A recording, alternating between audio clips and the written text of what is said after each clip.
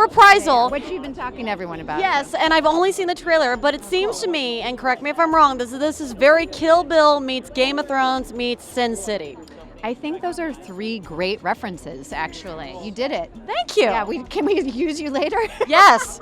It's a character piece. It's a family drama. It's a really big world. It's hyper noir. It's era ambiguous.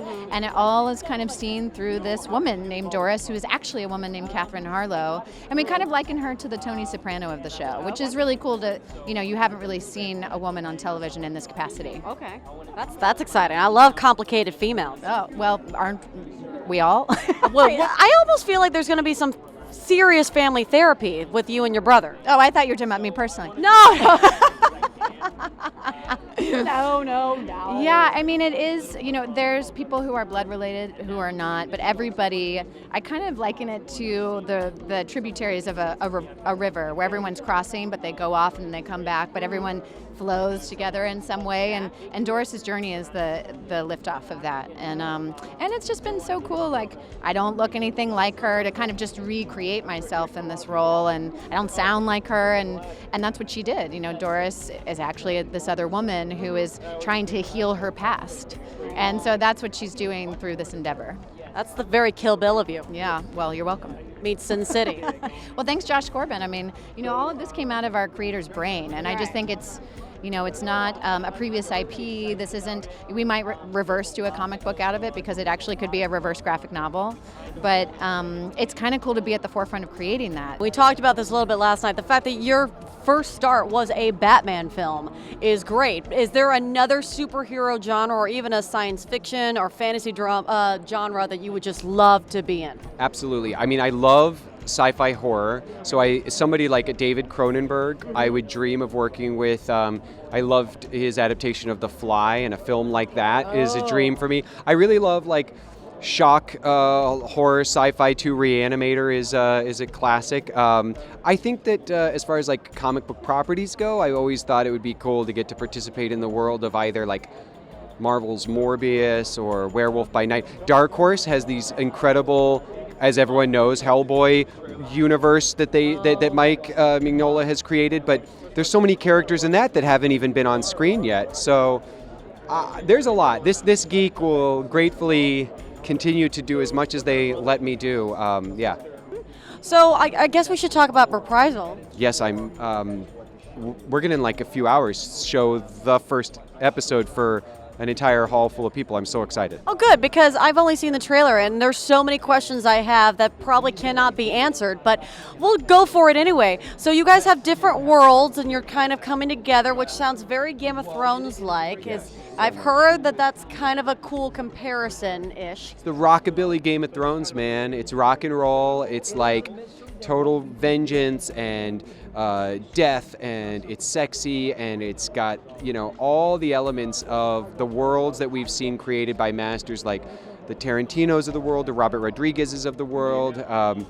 David Lynch's influence is definitely felt throughout this, and yeah, it's something you've never seen before on TV. I've really truly, and I'm obviously here to promote it because I'm proud of it as a show that I'm an actor in, but I would be clicking on this show in a heartbeat. Ooh, can you go into your character real quick for me? Absolutely. So I played Johnson. Johnson is Johnson? A family company. Just Johnson. Just Johnson, that's it. What's his first name?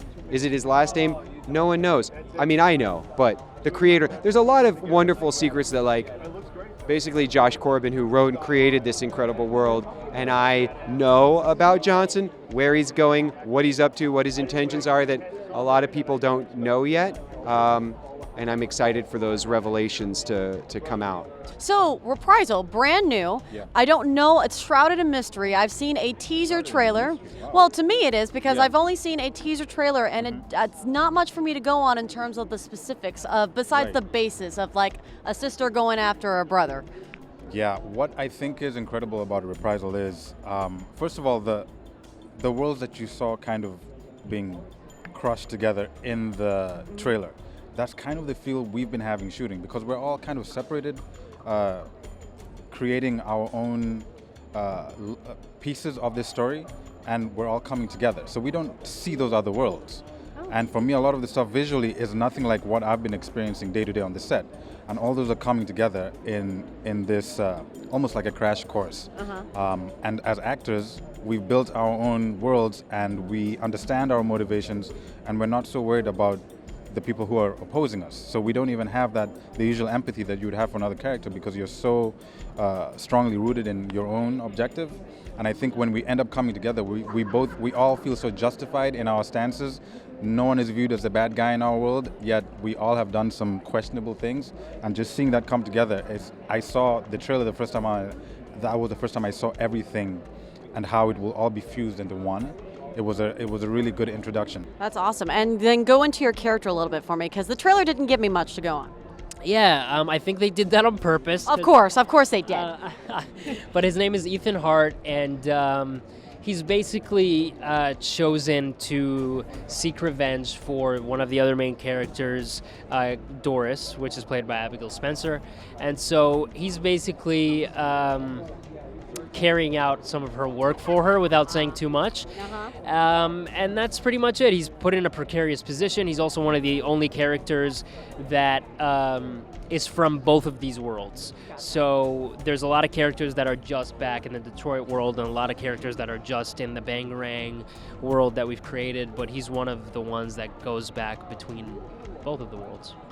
Tell you about my character. So I play Meredith Harlow, and I am a dancer in my father's club. It's called Bert's Bangarang, and I do a bit of burlesque. And but there's more to Meredith than that. She lives in this very contained world where she's the daughter of the leader of a gang. She gets so many privileges, but she knows that there's a life out there for her. And with that, she's trying to get away, but scared because it's the only home she's ever known. Right. And then, Doris comes along with this plan for revenge. And, sometimes innocent bystanders, they get swept up into the chaos. It's almost like maybe Kill Bill versus Sin City in a way. It is a little bit. It little bit? definitely has. Yeah, it's got like very Lynchian vibes, very, very Rodriguez, very Tarantino.